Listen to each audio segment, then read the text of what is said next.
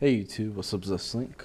Welcome back to another episode of Coding Session, and today we're going to be going over a question that I got in my Leetcode Weekly Digest. I used to do this every week during my final semesters in college, but of course things got a little out of whack trying to apply to jobs and moving, etc. I explained that in the previous Coding Session episode, so we're back at it. And this is the longest common prefix. So this is the problem of the week that Leetcode has sent me for for my problem of the week. And of course, they send that email weekly, as the name suggests, and they don't change the question until you've already answered it, at least from what I'm experiencing. Sometimes I skip a week or two, and they keep sending me the same question over and over, so I figured I'd go ahead and do this one. So this is the longest common prefix. It's easy difficulty.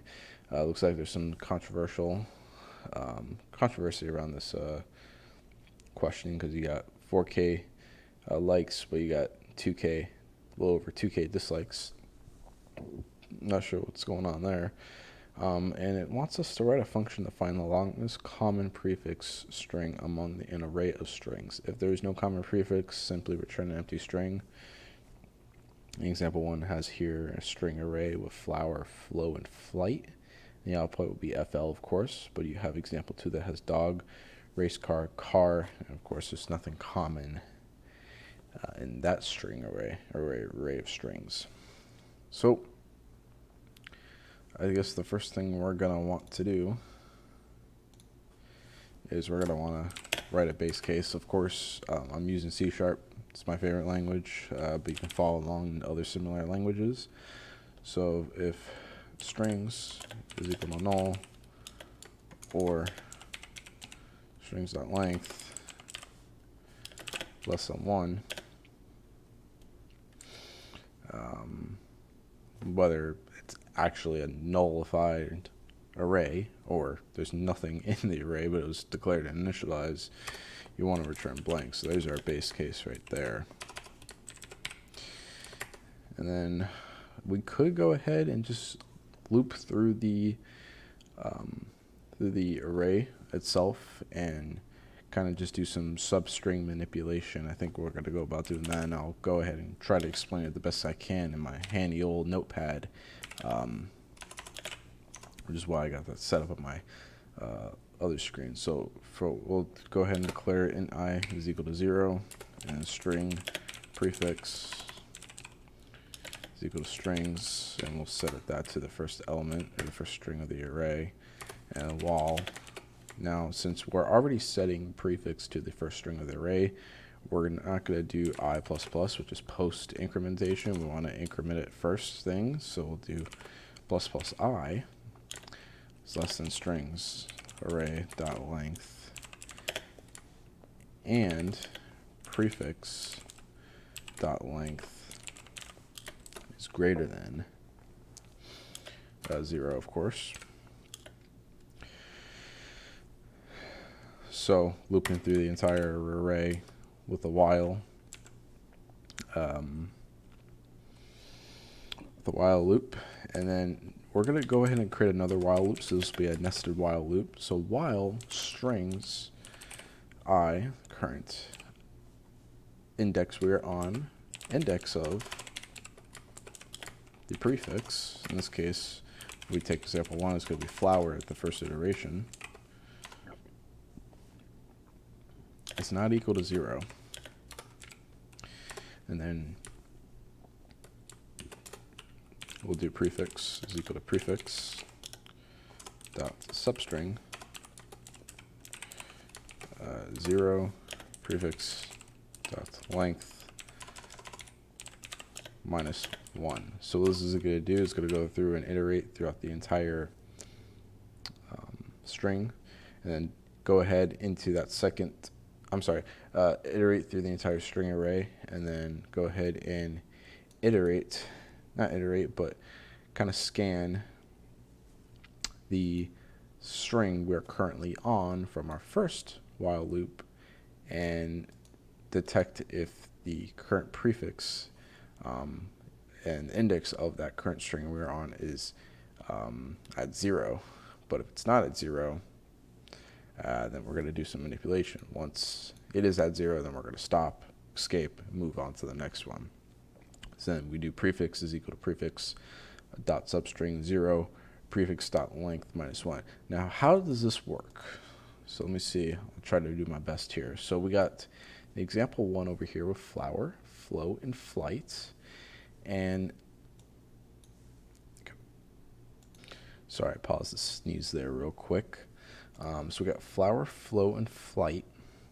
And what this is doing is in the second while loop, the nested loop itself, it's going to constantly check and won't escape until the index of our current prefix is at 0. If it's not at 0, we're going to continue executing code with that prefix equals prefix substring.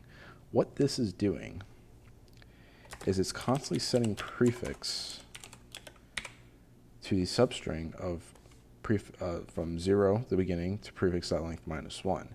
Now, so in this case, the first iteration is going to do flowy. I'm sorry.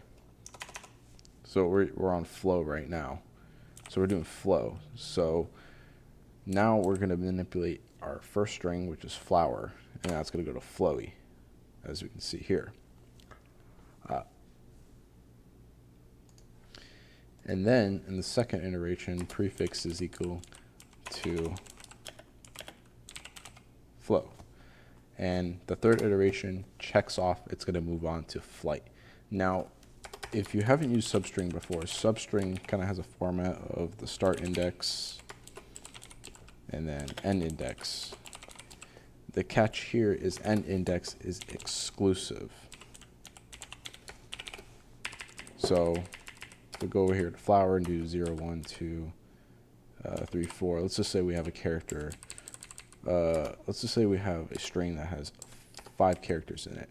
But of course, in programming, we usually start at in the index of 0 and work our way up. So if you do substring of 0 and you go all the way to 5, it's going to grab the entire array because that 5 is exclusive. So it's going to do 0, 1, 2, 3, 4. However, if we go ahead and do that prefix -1 and change that to 4, it's going to go and grab 0, 1, 2, and 3. So it's constantly decreasing until the current string we're on that we're examining, that prefix is at the index of 0 or pretty much just matches at that point, as we can see here.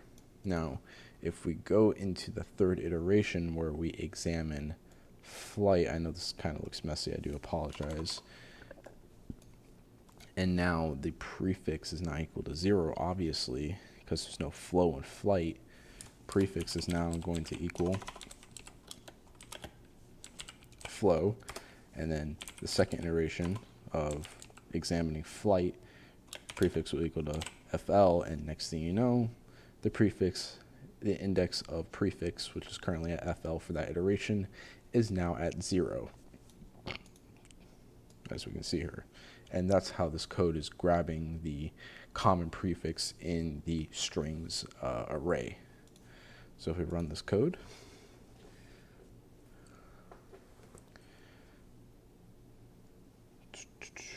null code passed. I have too many curly brackets. Not sure how that happened, I think, right? Is that the reason? No. This is a weird,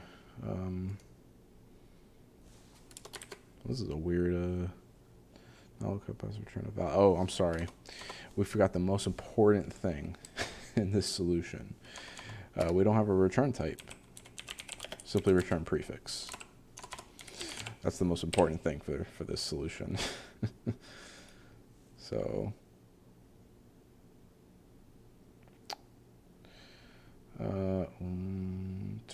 syntax error. Because I accidentally deleted the curly bracket. I'm just a mess tonight. Jeez. There we go. So as we can see, it's grabbing that successfully. Now let's see if it works on all the test cases. If I wrote this right, it should.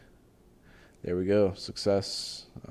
Faster than 24.52% of C# submissions on, which is not too bad.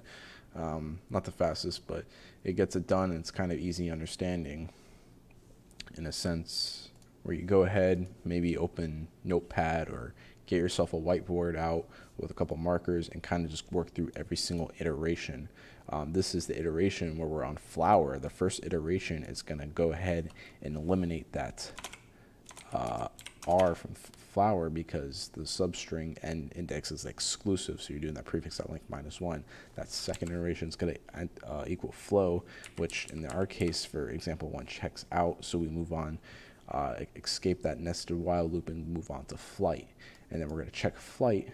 Now prefix is not flow, and that first iteration is going to remove the W, and then the second iteration of the third iteration of the string array, which is what we're examining as flight, is going to remove that O, and then string I, which now, again, that's the iteration where we're on flight. Index of the current prefix is not equal to 0. Well, it is equal to 0. If we found our common prefix, we're at the end of the string array, we return the prefix, and that is the solution. So if you guys are kind of confused about that explanation and the code itself, please feel free to leave a comment down below. I'm not the best explanationer. That's not even a word, just made it up. I'm not always the best at explaining things, especially when it comes to code and the logic within it. I try to explain it my best. So if you're a bit confused or have any additional questions, something I need to clear up, please leave a comment down below. Definitely will be glad to reach out to you and help you further for this solution. But this was an easy tagged problem. Of course, there was that little, I guess some controversy when it came to the like and dislikes, but a pretty fun problem. I honestly was kind of confused on how to come up with a solution myself originally until I just kind of worked some things out and came up with this. So thank you guys for watching, and yeah, have a nice day.